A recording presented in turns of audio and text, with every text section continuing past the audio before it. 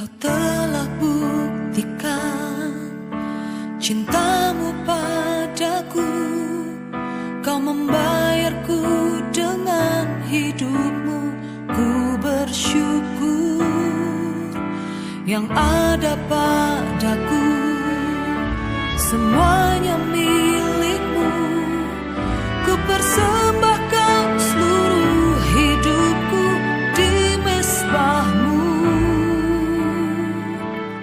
Hanya Kau yang menjadi tempat jawaban. Hanya Kau tempatku berharap. Berjalan bersamamu ku takkan goyah, sebab tangan kasih-Mu tersedia bagiku. Selamanya Kau ku cinta.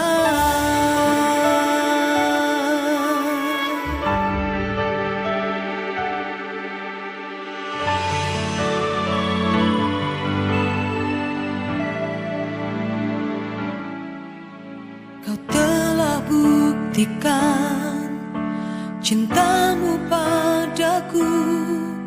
Kau membayarku dengan hidupmu. Ku bersyukur yang ada padaku. Semuanya milikmu. Ku persembahkan seluruh hidupku di mezbahmu. Hanya Kau yang menjadi tempat jawaban. Hanya Kau tempatku berharap. Berjalan bersamamu ku takkan goyah, sebab tangan kasih-Mu tersedia bagiku. Selamanya Kau ku cinta. Oh, hanya Kau yang menjadi tempat jawaban. Hanya Kau tempatku berharap. Berjalan bersamamu ku takkan goyah, sebab tangan kasih-Mu tersedia bagiku. Selamanya Kau ku cinta. Selamanya Kau, oh selamanya Kau, selamanya Kau ku cinta.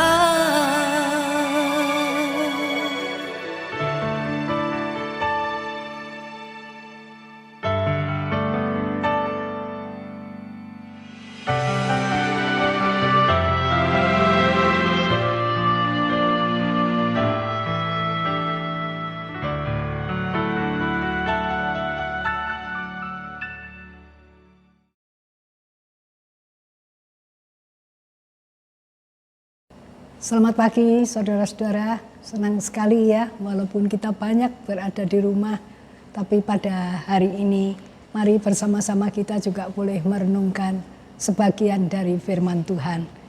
Mari sebelumnya saya ingin kita menaikkan pujian Bila Ku Cari Damai. Bila ku cari damai, hanya ku dapat dalam Yesus. Bila ku cari ketenangan, hanya ku temui di dalam Yesus. Tak satu pun dapat menghiburku, tak seorang pun dapat menolongku. Hanya Yesus jawaban hidupku. Bersama Dia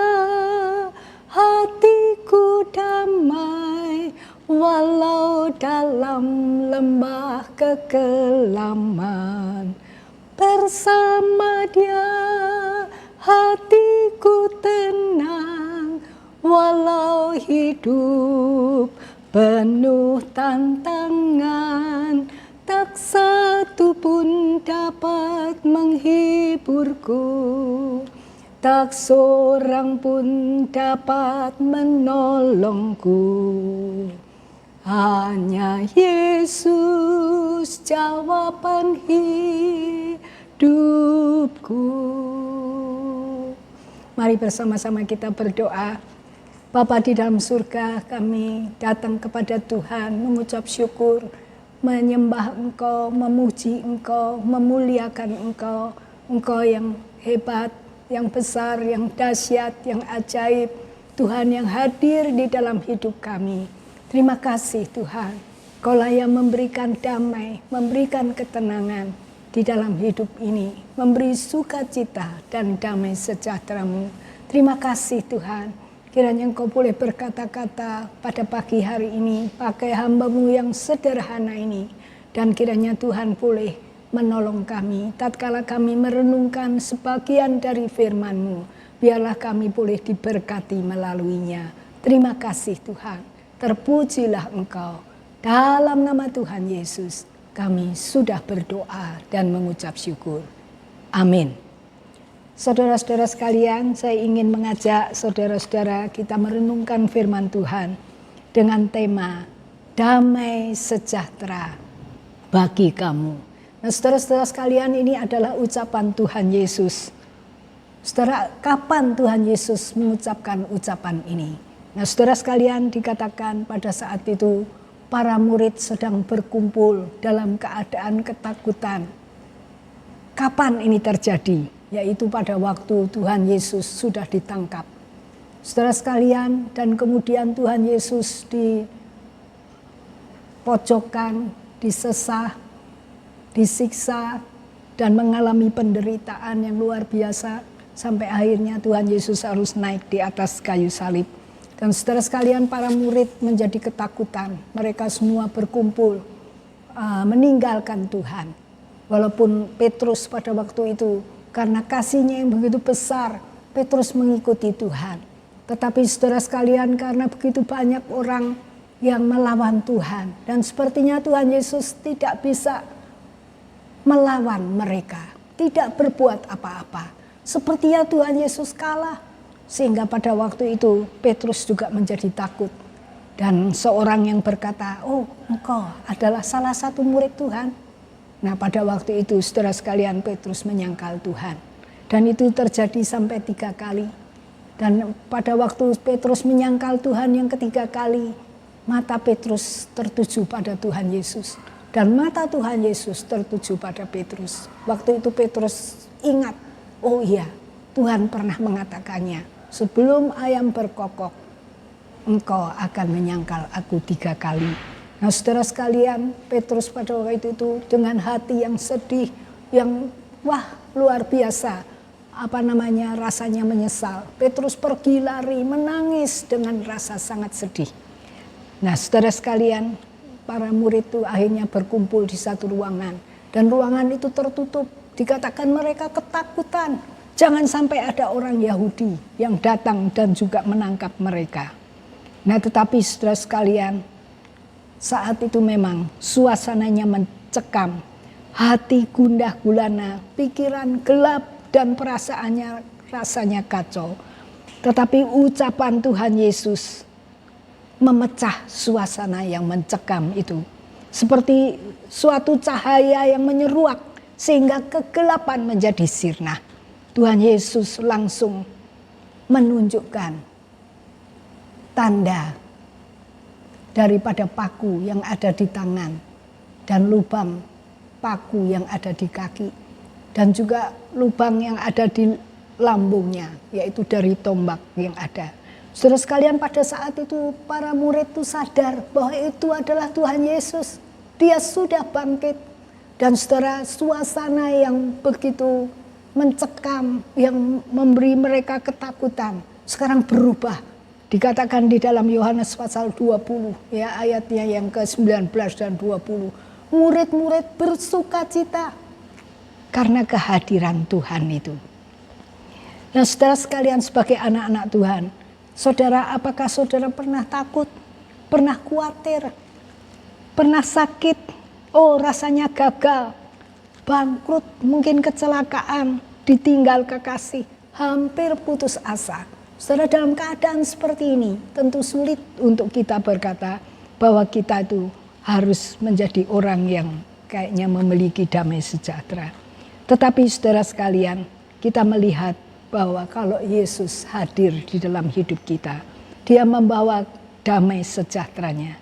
Dan kita boleh diingatkan bahwa kita adalah anak-anak Tuhan yang dikuatkan oleh Tuhan, yang dapat menyebabkan kehadiran Tuhan merubah suasana yang mencekam. Saudara sekalian, di dalam Yohanes 1 ayatnya yang keempat dan kelima dikatakan di dalam Dia, di dalam Yesus Kristus ada hidup. Dan hidup itu adalah terang manusia. Dan terang itu bercahaya. Dan kegelapan tidak menguasainya. Nah, saudara, kita melihat bahwa kehadiran Tuhan Yesus bisa merubah kehidupan seseorang. Sehingga seseorang boleh mengalami pengalaman-pengalaman yang dahsyat bersama Tuhan. Mungkin saudara dan saya bertanya, wah kalau gitu mesti bagaimana ini? Supaya kita bisa memiliki damai sejahtera Tuhan itu, harus bagaimana kita? Nah, saudara sekalian, dikatakan waktu Tuhan Yesus hadir dan memberikan ucapan damai sejahtera ini, kemudian Tuhan Yesus menghembusi murid-murid dengan Roh Kudus. Saudara sekalian, sehingga kita harus tahu bahwa Tuhan itu juga memberikan Roh Kudusnya kepada saudara dan saya, sehingga kita juga boleh mampu untuk hidup sebagai orang Kristen yang menang, saudara sekalian. Nah, saudara, bagaimana kita bisa terus mengingat bahwa ada damai sejahtera Allah, ada Roh Kudus bersama dengan kita. Saudara sekalian, Rasul Paulus mengajak orang Kristen hidup berkemenangan.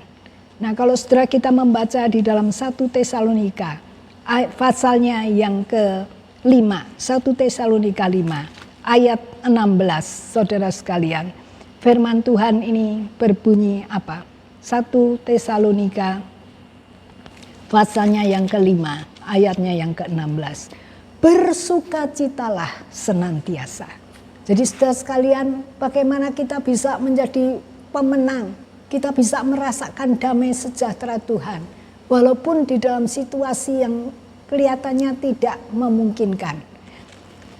Kita bisa, karena apa? Karena kita percaya akan firman Tuhan, akan kehadiran Tuhan, dan juga akan Roh Kudus yang menyertai kita. Nah, saudara sekalian, apa yang kita harus belajar? Yaitu belajar bersukacita. Nah, saudara sekalian, bersukacita itu perlu belajar, tidak langsung hadir. Karena dikatakan bersukacita senantiasa, artinya dalam keadaan apapun kita harus bersukacita. Nah, saudara sekalian, hal yang perlu diperhatikan untuk kita bisa mempraktekkannya.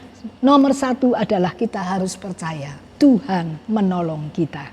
Yang kedua, saudara, kita harus mulai melangkah, mulai melakukannya. Saudara sekalian, mulai menjalankannya. Dan yang ketiga, saudara sekalian, kita harus diingatkan, itu perlu ada proses. Untuk hidup bersukacita tidak langsung terjadi. Itu terus boleh kita belajar, dan itu namanya proses. Sehingga kita akan menjadi orang yang bersukacita. Nah, saudara, kalau kita menjadi orang yang bersukacita, maka saudara, di dalam Amsal 17 ayat 22 dikatakan, hati yang gembira adalah obat yang manjur. Semangat yang patah mengeringkan tulang. Jadi saudara sekalian, kita melihat di sini bahwa kita terus diajarkan bagaimana kita harus menyikapi hidup ini. Karena ada Tuhan yang beserta dengan kita. Yang kedua, saudara sekalian, bagaimana kita bisa merasakan damai sejahtera Allah. Bagaimana kita bisa merasakan hadirnya Tuhan dan pertolongan Roh Kudus. Yang kedua adalah ayat yang ke-17, 1 Tesalonika 5. tetaplah berdoa. Saudara sekalian, tetaplah berdoa. Saudara sekalian, berdoa itu sebetulnya apa? Berdoa itu sebetulnya bersekutu dengan Tuhan. Saudara, berdoa adalah bersekutu dengan Tuhan. Nah, saudara sekalian, apa yang kita lakukan waktu kita berdoa, waktu bersekutu dengan Tuhan? Yang pertama, kita menyembah Tuhan. Saudara, kenapa Tuhan perlu disembah? Karena Dia Maha Agung, Maha Kuasa, Maha Besar, Maha Ajaib, Maha Kudus. Saudara sekalian, Maha Mulia, Maha Kasih, Maha Setia. Tidak ada yang seperti Tuhan. Dia yang tertinggi, saudara sekalian. Sebab itu kita perlu menyembah Dia. Kita perlu berterima kasih kepada Tuhan yang telah ada di dalam hidup kita, terlibat di dalam hidup kita. Yang kedua, saudara sekalian, kita bisa pada waktu doa, itu kita doa untuk pribadi kita, untuk kebutuhan kita, dan juga untuk supaya kita boleh ditolong Tuhan, menjadi orang yang hidup berkenan pada Tuhan, yang berjalan di jalan kebenaran, yang terus boleh bertumbuh di dalam iman percaya kepada Tuhan. Dan pada waktu kita berdoa, kita juga boleh berdoa untuk sesama. Kita mendoakan mereka untuk keselamatan mereka, untuk kekuatan berkat mereka, untuk hidup mereka menjadi alat di dalam tangan Tuhan. Saudara sekalian, kita berdoa untuk pertobatan manusia yang ada di muka bumi ini. Dan kita juga bisa berdoa untuk negara bangsa kita. Supaya negara bangsa kita menjadi satu negara bangsa yang Tuhan hadir di sana. Dan banyak orang yang boleh mengenal Tuhan, diberkati Tuhan, ditolong Tuhan. Saudara sekalian, yang ketiga, apa yang menyebabkan kita bisa terus merasakan adanya damai sejahtera di dalam hidup kita. Yang ketiga, saudara sekalian, yaitu ayatnya yang ke-18, 1 Tesalonika 5. Ayat yang ke-18 berkata, mengucap syukurlah dalam segala hal. Sebab itulah yang dikehendaki Allah di dalam Kristus Yesus bagi kamu. Mengucap syukur, saudara sekalian. Nah, ini juga tidak mudah, ya. Kalau kita dalam keadaan yang menguntungkan, mudah sekali dalam keadaan bahagia. Tapi kalau kita lagi dalam keadaan susah, sedih, bergumul, sulit untuk kita bisa mengucap syukur. Mengucap syukur dalam segala hal. Nah, saudara-saudara sekalian, saya teringat sebuah cerita, ya. Ada seorang pria. Ini usianya sudah lebih dari 90 tahun. Dia bukan orang Indonesia, orang Italia. Nah, saudara sekalian, pada satu kali dia harus dibawa ke rumah sakit dan harus dibantu dengan alat pernafasan. Saudara sekalian, dan pada waktu itu dia dibantu dengan alat pernafasan. Kira-kira dia menggunakannya 1 hari. Setelah itu, saudara, waduh, dia menjadi sehat, kuat kembali. Sehingga dokter bisa berkata, ya sudah boleh pulang. Nah, saudara sekalian, lalu dokter memberikan sebuah kwitansi. Dan pada waktu pria yang berusia lanjut ini melihat kwitansi itu, dia meneteskan air mata. Lalu dokter itu berkata, Pak, jangan menangis, ini kwitansinya nanti basah. Lalu kemudian pria tua itu berkata, saya menangis bukan karena saya tidak bisa membayar. Tetapi saya menangis karena saya melihat di kwitansi itu 1 hari saya menggunakan alat pernafasan itu harus membayar 5.000 euro. Sedangkan saya berpikir bahwa saya hidup lebih dari 90 tahun. Dan tidak pernah saya menggunakan pernafasan ini saya harus membayarnya. Wah, saya sangat berhutang kepada Tuhan yang memberikan nafas hidup ini. Saudara-saudara sekalian, kalau kita renungkan cerita ini, saudara dan saya juga berkata, umur kita berapa? Saudara, Tuhan memberi kepada kita nafas. Kita tidak perlu membayar. Kalau kita ada di rumah sakit menggunakan alat untuk pernafasan, itu kita harus bayar, saudara. Tapi kita menggunakan nafas yang Tuhan beri. kita tidak pernah membayar. Sebab itu tuh saudara-saudara sekalian, patutlah saudara dan saya mengucap syukur kepada Tuhan. Nah, saudara, saya juga melihat seorang anak Tuhan yang ditulis di dalam firman Tuhan. Seorang yang bernama Daud.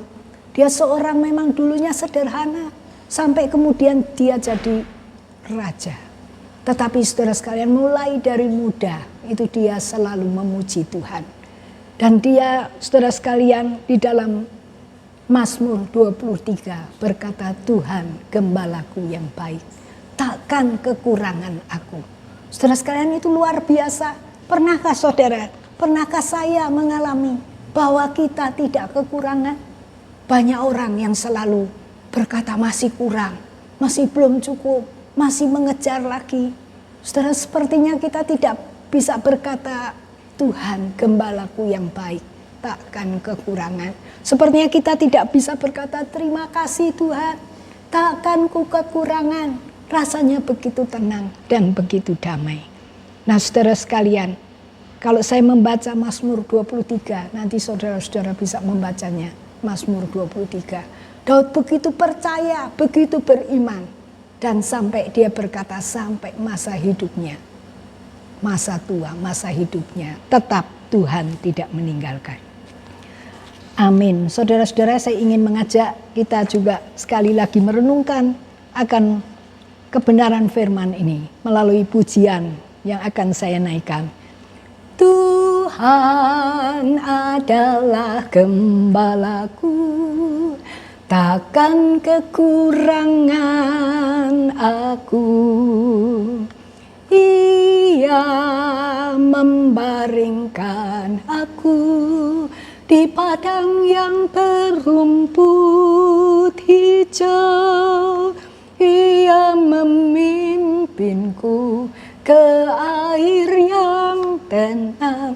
Ia menyegarkan jiwaku.